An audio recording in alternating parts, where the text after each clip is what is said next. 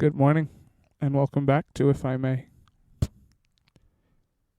It's been a couple weeks since my the original podcast, and a lot has happened. So had a lot going on. Like I said, I had the surgery this past week.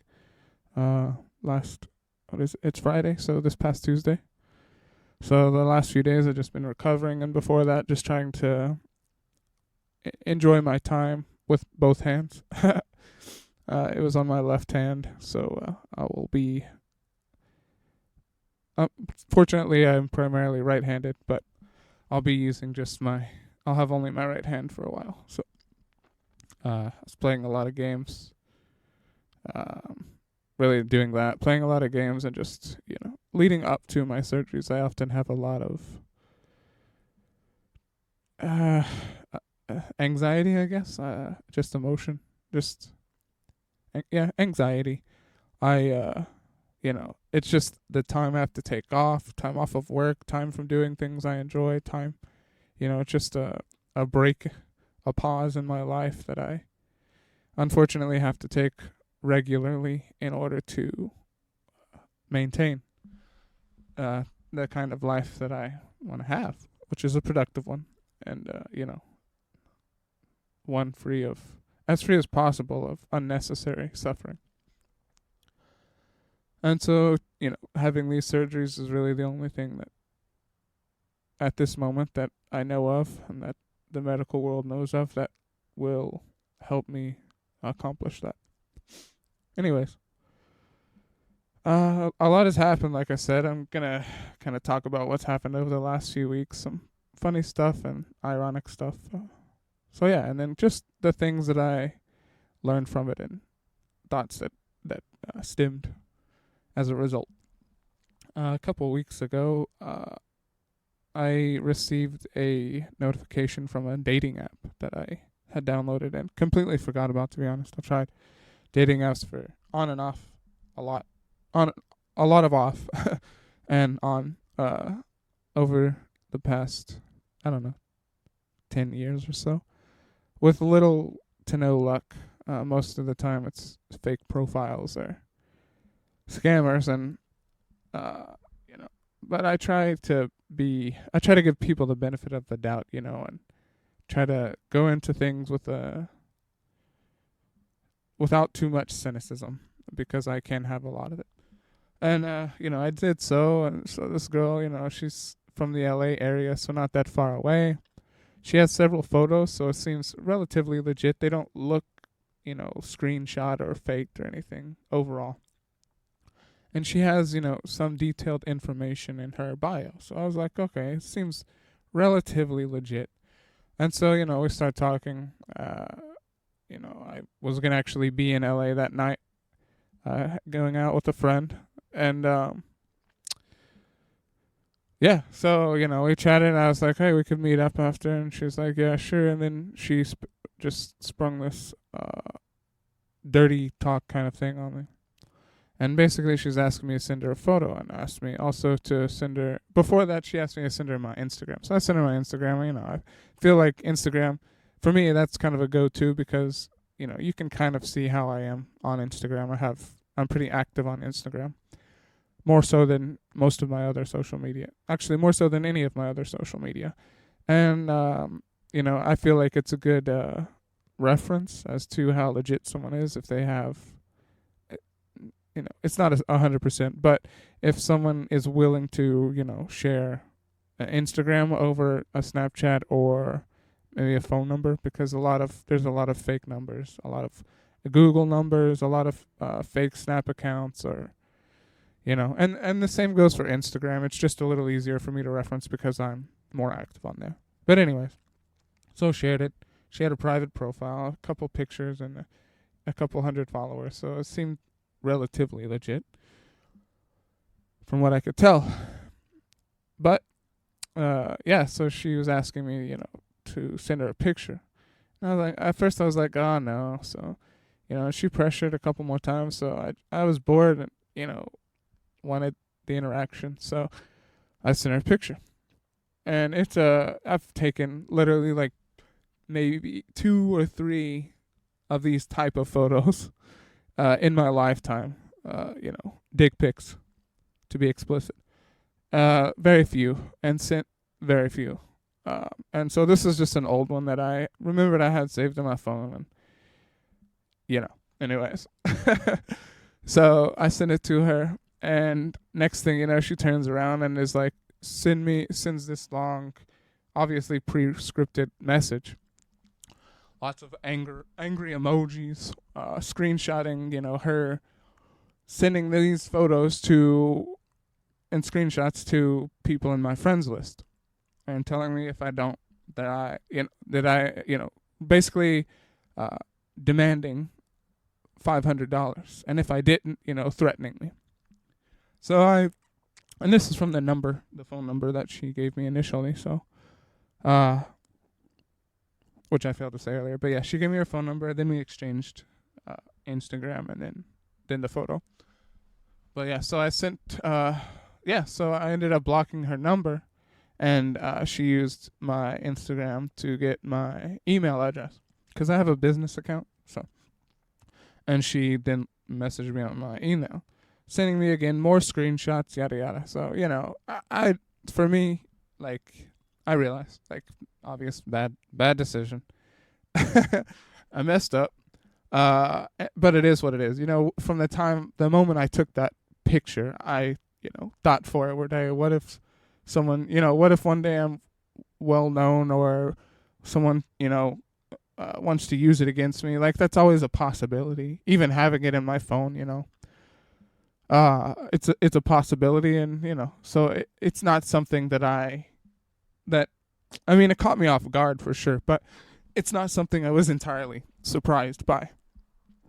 And so she threatened me again. Oh, you blocked me, yada yada yada. I'll send this to yada yada yada yada. And people at work and your friends and this and that. I mean, fortunately, I'm not friends with anyone from work on social media. I was friends with one person, but they don't even respond, so I just remove them anyways. And from my present work, at least. But from my previous job, I'm friends with a lot of people.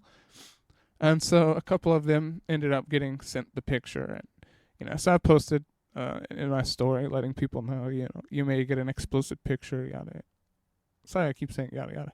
But you make it an explicit picture, just from a unknown person. Just best to probably delete the picture before you even get it. Delete the message before you even open the request. That's what I meant. And so, but yeah, that was just kind of to me, and especially even now, like, it's just humorous. And come to find, people from my previous workplace. So yeah, people from my previous workplace, a couple of them got it, and then ended up sharing it with sharing the information, and more than likely the picture, with other people. So it's probably gone around a little bit. Now other people, those who didn't get it, but have heard about it, curiosity's peaked. So I think that's kind of funny. It's like, in times like that, I kind of like they say, all publicity is good publicity. There's no such thing as bad publicity. But yeah, just kind of a humorous thing. It's just like, I don't attach myself to anything in a manner that would allow someone to blackmail me. Like, I learned a long time ago that, people will use whatever they can against you, whether it's people you know or people you don't know. And so, I hold myself back from trying to get too attached to any one scenario or thing for that very reason. And so, when something like this happens, it kind of just slips off the shoulder. And I don't really have any shame in it. It's a picture, and it's not like nobody's seen a dick before. So, but yeah, and it kind of forces myself to be out there and have to interact more with people when I can be a little more reserved, especially around times like this where I have a lot on my mind. But yeah, that was one instance of something crazy within the last couple weeks. Again, continued my ADHD treatment, saw my psychiatrist, and And that's really been going a lot better. It's been the medicine I'm taking is very helpful. It's it's definitely helping and boost my dopamine. It's stimulating me. It's helping me want to be more active and get things done and be more productive. So I'm very very happy with it. Um, the few days that I'm off of it, I do see some irritability, but I'm open about it, and you know, but I've been trying to learn and be more adaptable. Like it's just a big like growth experience. One of those turning moments in life, perhaps, where I'm just really trying to better myself and better my situation. And then thinking about that, I realized how how much the some of the negative things about myself, about my personality, that I notice, I or I guess I often refuse to notice. I've tried to work on them in the past, um, and kind of maybe struggled with it. I realize, and I think in struggling with doing so, I more so just avoided situations that caused me to have to use that part of me. I realized that I have kind of an avoidant personality when in scenarios where you know if I have to deal with something that is difficult for me or something that makes me feel inadequate, maybe more so, I will just avoid a situation that, or avoid responding in a situation that leaves me vulnerable enough to have to use that weaker portion of myself. And then in doing so, too, when I find other people, like other friends or people I'm involved with, who struggle with a similar thing, um, a simple example is just like organization. In general, I can be very organized, but when I get stressed out or just overwhelmed by my mind, by life, then my area can become very disorganized, and it stresses me out even more when I notice it. But a lot of times, I'll push it away. But then, when I'm around other people, living with other people, and I see, maybe they're also a little disorganized, or more so or less, often if it's more so disorganized than I am, then, I get very irritable um, around the mess. And, kind of like in trying to help like a friend, grow themselves. I point out how disorganized they were and how they needed to be organized, and in doing so too, I took the focus off of myself and my own need to be more organized, more consistently, and I realized that over the past few weeks that just the truth of a quote that I'm going to paraphrase that I heard from a popular psychologist saying that, I think it was Carl Jung, but he says, you know, often the things that we dislike in other people are a reflection of the things we dislike in ourselves. The things we see in others that we dislike are actually the things that we dislike in ourselves. And so that just kind of struck home and kind of I became more aware of the truth of that thought, of that theory, of that idea. And apologize to my friend and have tried to be more open to realizing my own struggles more so than before. And that's good. Like it's progress. It's a step towards the right thing. And it's help in the future, when I run across someone who maybe aggravates me or frustrates me in how they are, to maybe take it as more of a signal. Of course it's going to aggravate me. I'm going to run across people that are just fucking obnoxious. But to take it more proactively towards within myself, and maybe working on that specific aggravation within myself a little more. And it won't, it's going to aggravate me. It's not because it's not something I want to be part of myself, but dealing with it within myself will help it be less of a hindrance in my day-to-day life and interfere less with my interactions and connections with other people.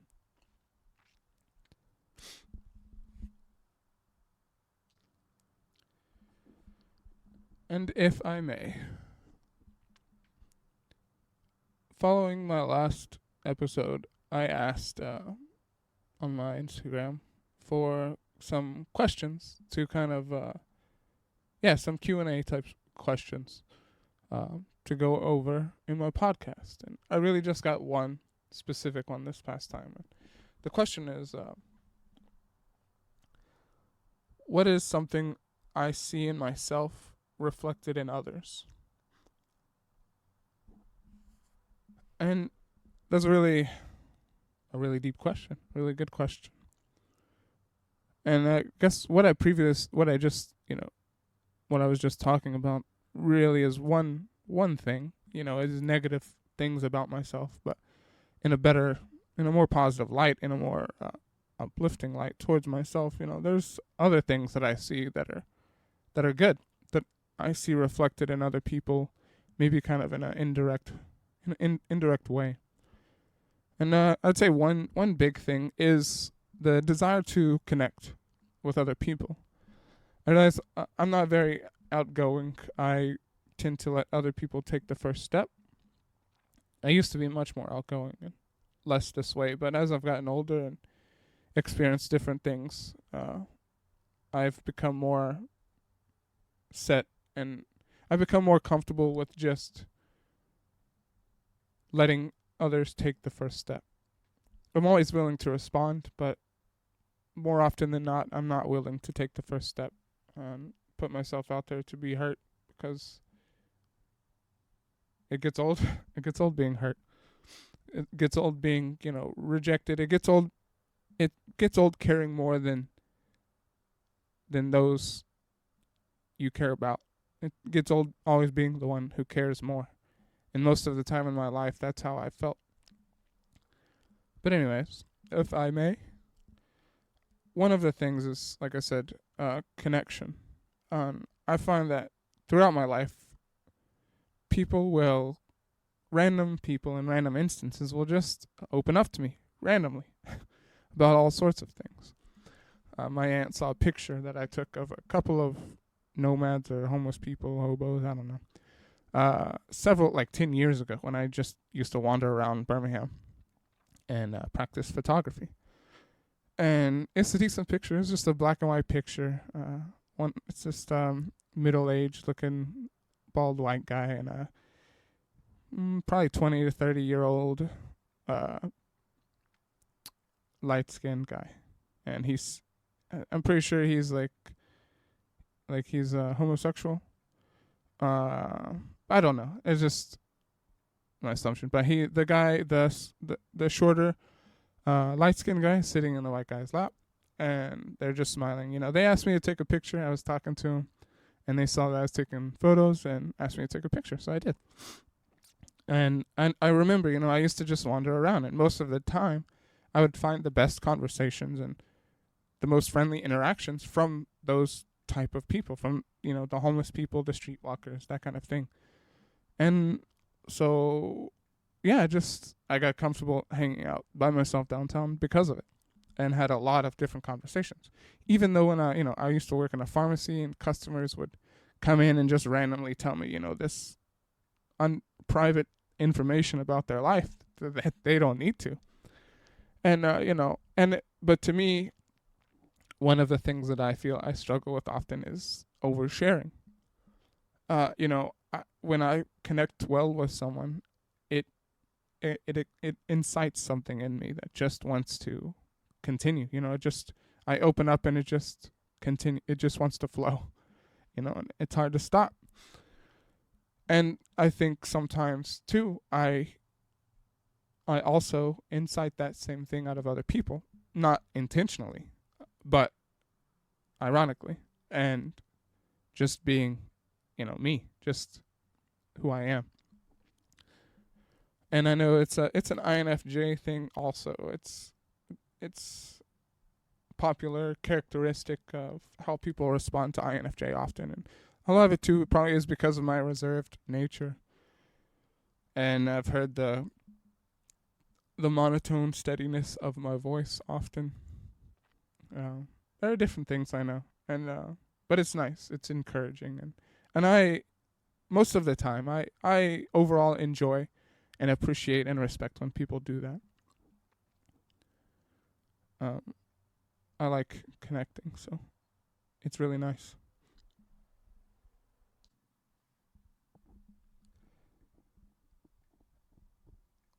As I previously mentioned, I've been going to a psychiatrist for ADHD and depression. Uh, Started taking medicine for the ADHD, as I also mentioned, and but yeah, and as well as researching ADHD and a lot of the impacts it has on other people's lives, and seeing, and in my research finding how ADHD I am is just it's crazy, it's wild. But then also seeing, as I said, I'm an INFJ, and I've done a lot of research on INFJ personality types through the Myers Briggs personality theory, and I'm very much an INFJ. And it's ironic how many of the characteristics that follow an INFJ also follow those with ADHD. How relative they are to one another. Similarly, with other things like I know a lot of INFJ tend to be on the spectrum in some ways. I don't. I've questioned, but I don't really think that I am. Maybe I am. I mean, I guess if I am, not much. Not nothing that stands out. Uh, and that's. I mean, for me, I'm cool with it because I've kind of come to find too through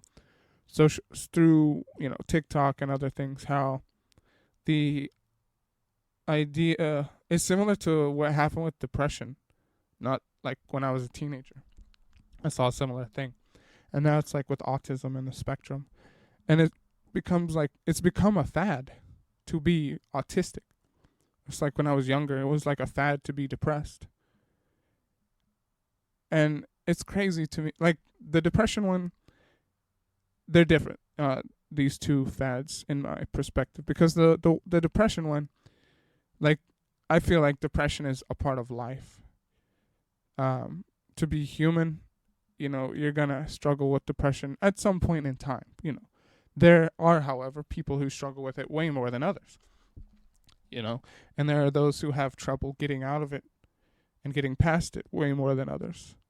And a lot of it is primarily, I feel, circumstantial, depending on the person's life, the quality of life, nature and nurture, and those type of things.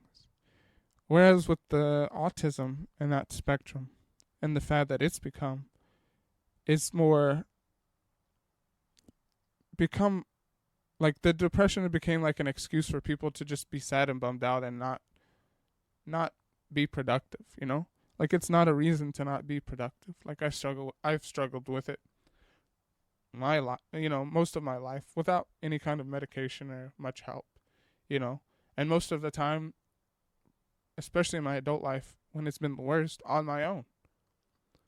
And I've still been productive and still made changes in my life to try to better it and make my life better.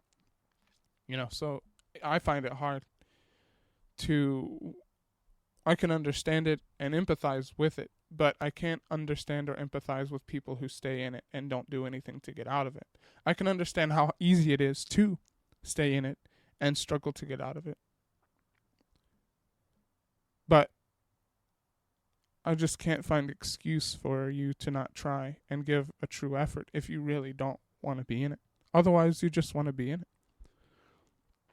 And, like I said, it's just used as not always, but often used as a crutch, as an excuse to not do something with yourself, to not better yourself, to not better your situation.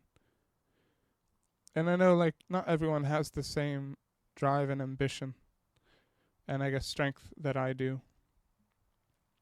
But I feel like I don't have anything, it's nothing supernatural. It's what I have, I didn't I was given a crappy card, a crappy hand, but I play it as best as I can. And I feel like there are people with way better hands and a couple really shitty cards, but they always play them wrong. And I feel like they need to realize that. But anyways, moving on, if I may. With the autistic spectrum, I feel like people use it as an excuse to be insensitive and out of touch and consciously disassociate from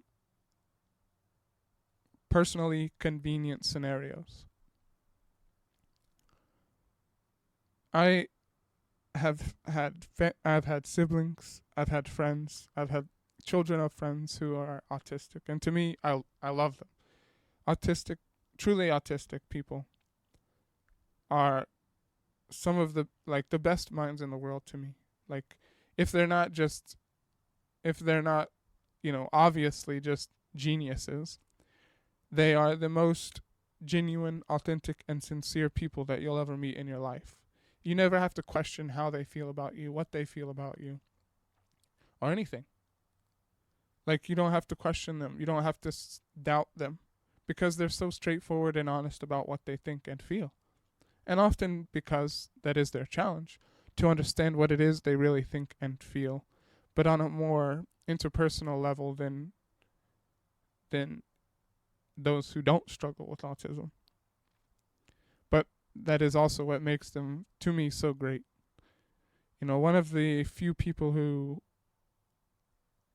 convinced me that there is such thing as unconditional love, when for a time I felt there wasn't, was my sister, who had Down syndrome, Gabby. She had both Down syndrome and was autistic, and I believe she had Down syndrome for sure. But I mean, the way that she responded was similar to the way that I know autistic people responded, and the way that she was, the straightforwardness of her communication and her interaction was, it was that way. It was so genuine and authentic, and she was one of the few people who I know always accepted me no matter what, and always would. Uncircumstantially, without conditions. I didn't have to be a certain way or do a certain thing or act a certain way or respond a certain way for her to care about me in the same way she did every day. And that is hard to find. Ironically, hard to find. And often depressingly hard to find. And I'm glad that I found it with her. And, I've now found it with another family here in California who's basically adopted me and taken me in and showed me that I can be myself around them and they will still look out for me and care for me and want to be a part of my life actively. And it's invaluable. It's something that I strive greatly to not take for granted. And I greatly appreciate. We're back on to topic. Like I said, people use this autism as a fad. Because at the end of the day, it's a struggle. Some severity. But most of the time, the people who are the ones fatting about it are the people who are on the border. They're slightly autistic. It's not an excuse to be apathetic. It's not an excuse to disengage from the impact of your own actions choices, decisions, and words. You know, one of the biggest issues I have with my generation, and it's really not just even my generation. It's the generations, aside, beside, countering, before and after my generation as well, is the victimization of oneself is atrocious. There's so much victimizing.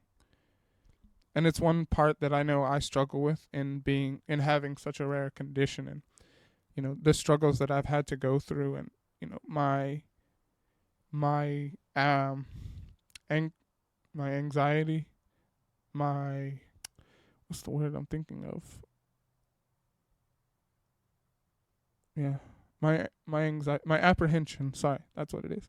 My apprehension to sharing my story and my life is because I don't want to be seen as one of those people just seeking pity, just being a victim.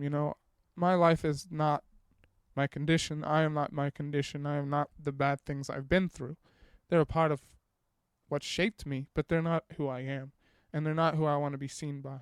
And even though, like, with my condition, I still have to struggle with it every day, and I still have to deal with it and work through it, and often, on my own, with little help and little understanding, because it is so rare, and because people with other conditions or similar disabilities I can't relate to. It's often very lonely. But I still don't want to be a victim. Like, I want to be productive. I want to live a life worth living. And I want to be, live a life of meaning and purpose. And though I struggle to find that purpose and meaning, and will continue to struggle to until I find it, I feel everyone should do that. I seen, bare minimum, that's the purpose of life. The purpose of life is to give life purpose, at the bare minimum. If you don't believe in any kind of God or religion or afterlife or anything, like, at least give your life purpose. That's the least that you can do, both for yourself and for those around you who you're connected with. And so, yeah, it's just another piece of that victimization that I see. It's a refusal to keep oneself accountable and keep those around you accountable for the sake of people's feelings. And I'm a very emotional person, sensitive person in some cases, but there are times where your feelings are not the best guiding course for you, nor for your life. And if not kept in check, they can get you in trouble, which is why it's good to have people who are less emotional and less feeling around you if you tend to be an emotional feeling person.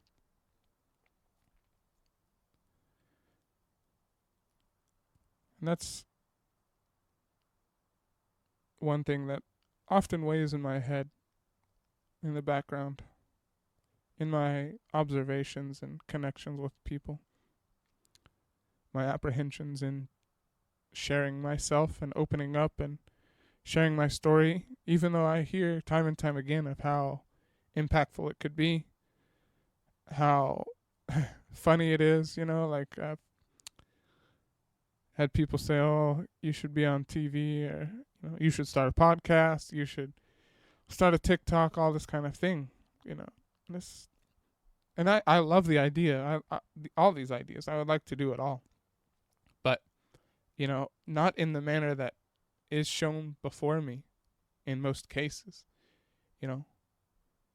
I don't want to make, I'm not going to make myself a fool just to make other people laugh. If I do something foolish and other people can laugh out of it, then sure, I don't mind sharing that kind of thing at all. But I'm not going to consciously make myself a joke just to get attention. I'm not going to sell my own beliefs, my own dignity, my own self-respect, for others' attention either. And I don't, and I want what I create and what I'm a part of to be as much as possible original. You know, have my own style, my own diction, my own relevance. And that's why it's really tough for me to be consistent in stuff like, you know, hobbies that I find, like photography. I've always loved it, but I always go on and off. And, you know, this podcast, I want to be more consistent and do it on a weekly or at least bi-weekly basis. You know, and I find it hard to be consistent with things for many reasons, but for that reason. And it's also a struggle of ADHD. The procrastination and the perfectionism that comes from being an INFJ.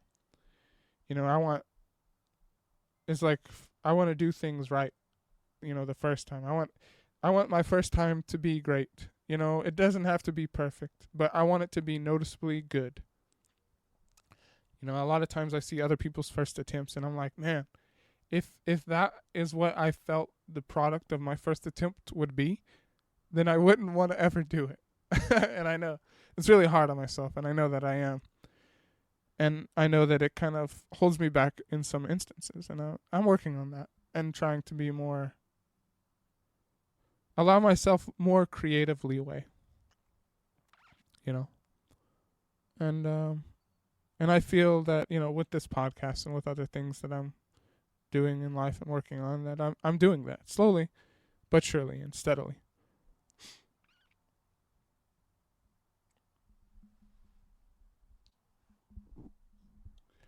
And to wrap up this episode, talk a little bit about my time out in Hollywood a couple weeks ago. It had been a while since I had been out to Hollywood.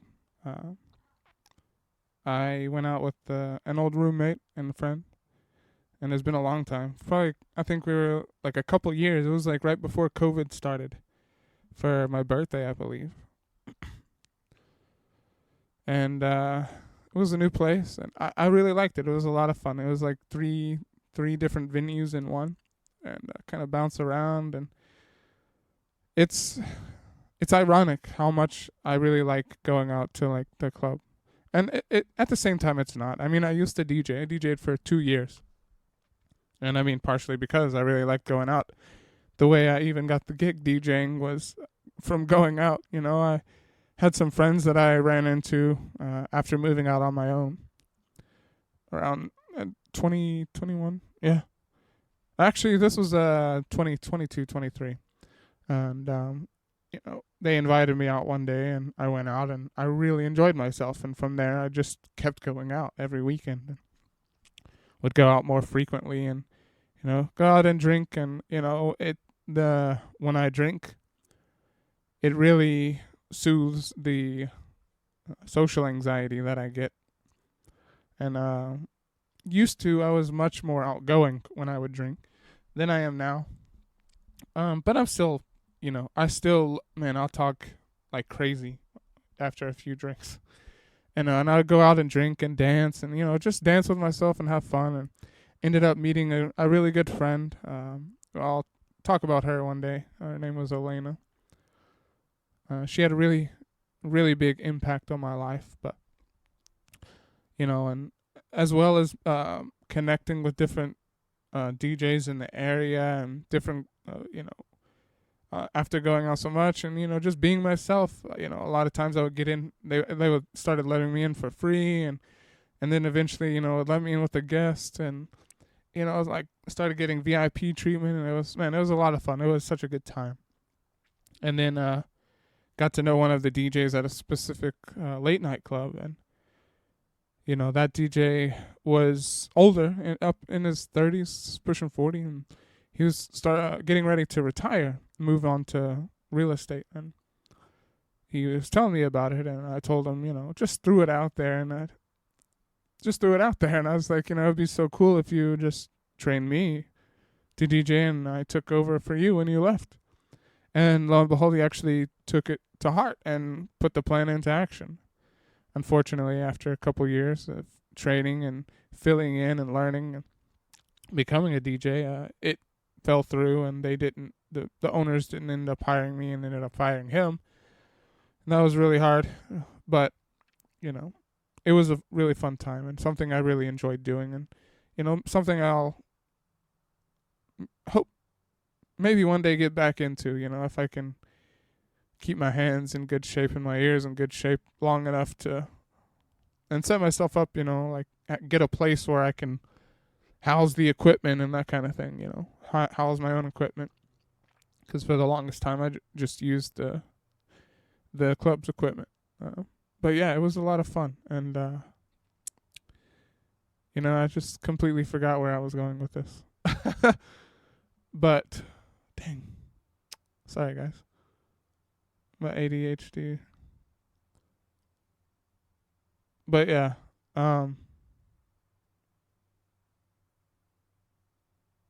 Oh, sorry. Now I remember. Sorry, I had to think for a second. Hollywood. So yeah.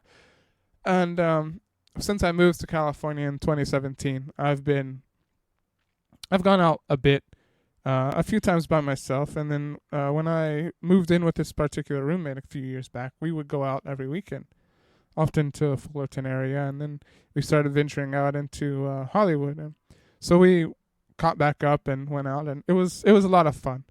And I realized, and even he mentioned how after COVID, how everyone, everyone's social anxiety kind of peaked a little bit. And, going back out and being around, crowds of people is still a little unfamiliar. And for me, it's always been that way. But, I realized how I want to be more outgoing. I don't want to be crippled by my anxiety too much. I don't mind it helping me make sensical choices, and not be too crazy. But, I don't want it to withhold me from saying anything to to making any kind of advances with any kind of girl or that kind of thing, because, I want to meet people. Of course, I primarily go for the music. I go for the music for the people I like to watch and see people interacting, but I also want to interact with people. So, it kind of something that it put in my mind is just to be, on occasion, be more outgoing. Don't be afraid to at least say hello. There's nothing wrong with saying hello, exchanging names, and asking if she wants to dance. Like exercising, of course, some respect. I don't want to be like the typical club goer that I see, but I do enjoy going to the club, and it was a lot of fun, and a lot of fun catching up with an old friend who, we didn't talk for a while, so a lot of times it's like, were we even still friends? And he finally hit me up, and yeah, it was a lot of fun. But I like to say, since I moved here, you can't spell Hollywood without Holly. Sounds like I'm meant to be here. Not really, but puns. But hey, guys, if I may, thank you for joining this second episode, and I look forward to more good discussions, and hopefully in the future can get more people involved and actively involved in the podcast. So I will pull up a poem here real quick and share my final words with you. All right, the name of this poem, I also don't really have a name, but I'm gonna call it The Bird Song. Ring-a-ding-ding, the old bird did sing. Tell me a sweet secret, tie it to my wing. I struggled at times such words to plant, but as soon as I started, I began to rant. Just the other day, I whispered softly, I wrote a love song my heart had taught me. That's not a secret, the bird did say. Let me try again, once more, I pray.